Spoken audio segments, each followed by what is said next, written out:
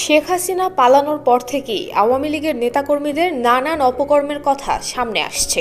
দুর্নীতি, অর্থ লোপাটের বাইরেও বিদেশ থেকে তারকা, মডেল, এমনকি পর্ণ তারকা এনে আমোদ ফুর্তিতে ডুবে থাকতেন প্রভাবশালী সব রাঘব বোয়ালেরা।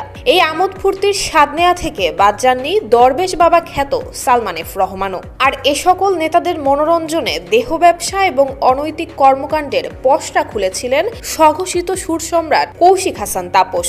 তথ্য এবং সম্প্রচার মন্ত্রণালয়ের নিষেধাজ্ঞা থাকা সত্ত্বেও সানি লিওন, নার্গিস ফকরিদের দেশে এনে আওয়ামী লীগের প্রভাবশালী নেতা এবং ধনাঢ্য ব্যবসায়ীদের মনোরঞ্জনের অভিযোগ রয়েছে তাপসের বিরুদ্ধে। পালাবি কোথায়? নাই রে একসময়ের তবলাবাদক থেকে অর্থের জোরে হয়েছেন মিডিয়া মুঘল, বনেছেন গান বাংলার স্বঘোষিত সম্রাট। আওয়ামী লীগের হর্তাকর্তাদের সাথে সুসম্পর্ক রাখার সুবাদে এবং শেখ হাসিনার সাবেক উপ প্রেস সচিব আশরাফুল আলম খোকন এবং দরবেশ বাবা খ্যাত সালমান এফ রহমানদের প্রশ্রয়ে খুলেছেন রঙ্গলীলার আসর।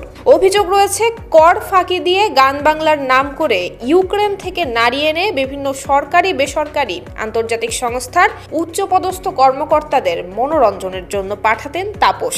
গান বাংলা চ্যানেলে গানের আড়ালে চলতো জমজমাট রঙ্গলীলা। বিভিন্ন সময়ে ভুক্তভোগী নারীরা এসব নিয়ে অভিযোগও করেছেন তাপসের বিরুদ্ধে। অভিযোগ রয়েছে গান আড্ডা অনুষ্ঠানের আড়ালে মদ আর দেহ ব্যবসার রমরমা এক আসর বসে গান বাংলায়। এ নিয়ে বেশ কয়েক বছর আগে তাপসের ঘনিষ্ঠজন মডেল পিয়াসা স্বীকারোক্তি দিয়েছেন গোয়েন্দা পুলিশের কাছেও। জয় বাংলা সহ আওয়ামী লীগের বিভিন্ন অনুষ্ঠানে কনসার্ট করে কোটি কোটি টাকা হাতিয়ে নেয়ার অভিযোগ রয়েছে তাপসের বিরুদ্ধে। দেশের জনপ্রিয় সঙ্গীত শিল্পীদের অধিকাংশই তাপসের পিছনে ঘুরতেন বড় আয়োজনে গান করার জন্য।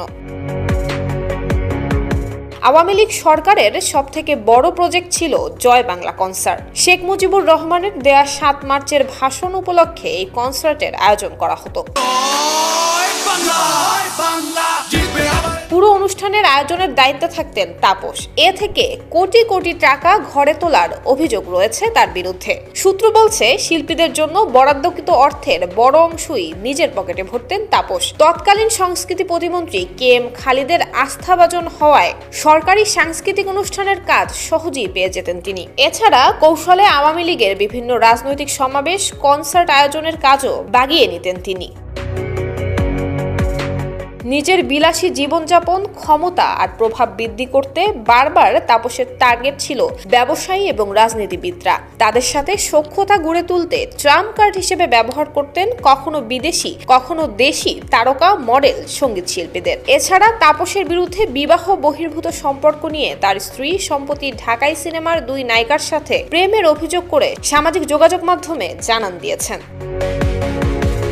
আমার গাড়ির মেকানিক